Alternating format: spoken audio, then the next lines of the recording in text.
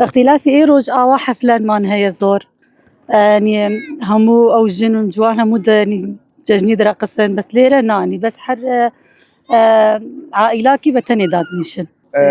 چۆنە نەورۆزی ئەمساڵ؟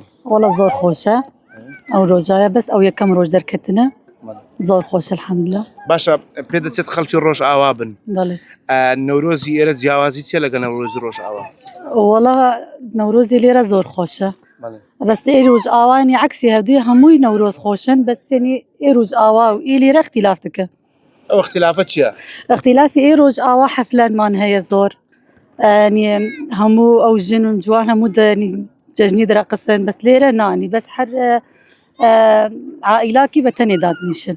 ئانی لە ڕۆژ ئاوا سەفرەکان بە جەماعینە؟ بەڵێ بە جەماعی هەیە و ینی کێف هەیە شاهی هەیە. باش ئێستا لێرە ئەوڕۆ چەند خێزان هاتنە سەفرە؟ وەڵا زۆر هاتنە. ئەوڕۆ چەندن ئەوڕۆ؟ ئەو ڕۆژ ئەمن بەینی بەس عائیلێتمە وەڵا ده خێزانجی هەنە. یارەبی بەخێر بێن ینی جەوەکە خۆش بوو بەدڵ؟